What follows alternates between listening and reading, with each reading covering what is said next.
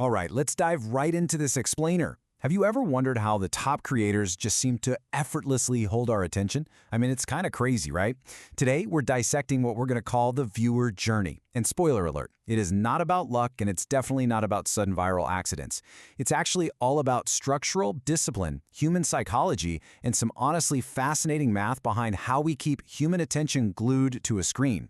33%. That is the absolutely brutal percentage of viewers who abandon a typical upload within the first 30 seconds of watching. Just think about that. Literally a third of your audience, gone. And that's before you've even had a chance to deliver the core value of your content. When the algorithm catches wind of this early mass exodus, it just stops recommending the content entirely. Game over.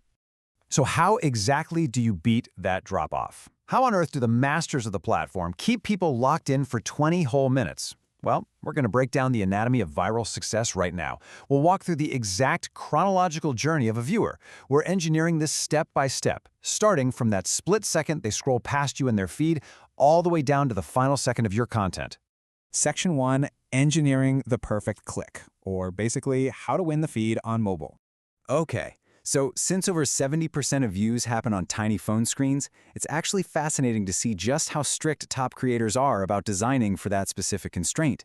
If you analyze 50 of Mr. Beast's top-performing thumbnails, a super clear, disciplined system emerges to capture viewers' attention in just 0.4 seconds. Point 4. Here's the playbook. First, there's always a single focal subject. Zero clutter. Second, if there's a face, it shows one single, exaggerated emotion dialed all the way up to 11. Third, there is always a concrete stake or a number clearly visible. Fourth, the saturation and contrast pushed heavily so it actually pops on a dimmed phone screen. And fifth, the text is incredibly minimal. It is a complete, totally disciplined system. And because of that tiny mobile screen, text placement is literally going to make or break your click. You got to keep text to just 1 to 3 high-contrast words, ideally in the top or center of the frame. This guarantees immediate legibility. The absolutely fatal mistakes? Putting text on the edges where mobile screens will just crop it out, placing it directly over a face, which completely kills the emotional connection, or cramming in 4 or more words. Remember, the text is a hook, guys. It's not a full sentence. Moving on to Section 2, surviving the first 30 seconds and perfecting that hook. Because getting the click is really only half the battle. Once they do click, viewers are making their firm decision to stay or leave in just 5 seconds. 5 seconds! Former NASA engineer Mark Rober tackles this with a pretty ruthless philosophy. If a quarter second isn't doing something, cut it out. His cold open formula attacks this early drop-off perfectly. He starts mid-action, presents a problem, hits you with a rapid contrast montage, and finally drops the payoff promise. He's using these lightning-fast cuts, like under 1 second per shot, to trigger an immediate dopamine hit. And that buys him the exact amount of time he needs to explain the complex science later. To survive that absolutely crucial initial window, you have to rely on proven frameworks that trigger deep psychological responses. For instance, you might use the open loop. This creates that nagging discomfort of not knowing. It builds anticipation and tension. Or you could use the contrarian to challenge a popular assumption and spark immediate curiosity. Or, honestly, one of the most effective ones, the warning. This triggers our natural fear of missing out or loss aversion, because humans are highly motivated by the fear of making a mistake. Whatever you do, you absolutely have to anchor your opening in human psychology. Section 3. The architecture of retention. Basically, how to keep them watching. Okay, so they clicked. Your hook worked like a charm. Now, you've got to keep them engaged for 15 to 20 minutes, and that takes some serious structural discipline. When you visualize the pacing strategy of a top creator, what you're really looking at is this brilliant manipulation of rhythm. Think of pacing as your retention insurance. You speed up the cuts for the massive spectacle and high-energy moments, and then you slow it down, just enough, maybe 1 to 3 seconds per shot, to explain the complex concepts. But here's the key. You never, ever let an explanation drag on too long without breaking it up with some kind of visual payoff. And all of this is built on an absolutely ingenious framework called Jenga storytelling. Instead of making your viewer wait 20 whole minutes for one single reward at the very end, you structure your narrative like a tower of escalating payoffs. The early blocks deliver these little, small satisfactions just to buy permission to continue. It's a brilliant technique because it essentially hides the educational vegetables inside the entertaining candy. It completely ensures your retention curve doesn't just collapse 3 minutes into the whole shebang.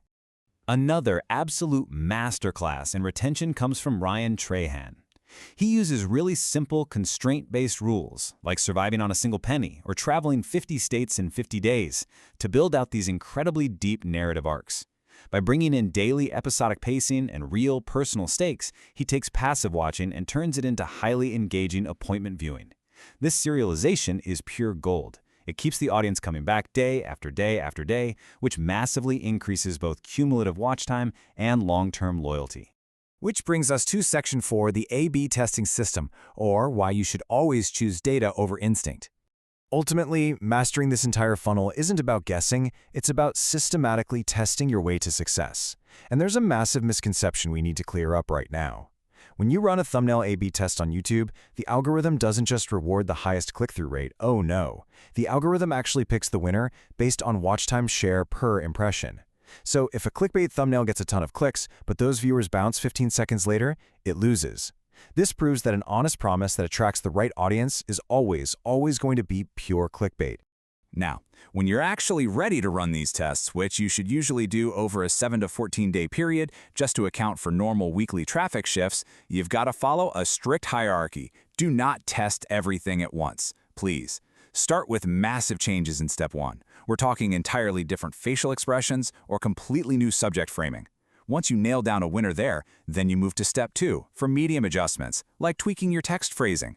And only after that should you ever be messing with micro details like stroke width or lighting tweaks in Step 3.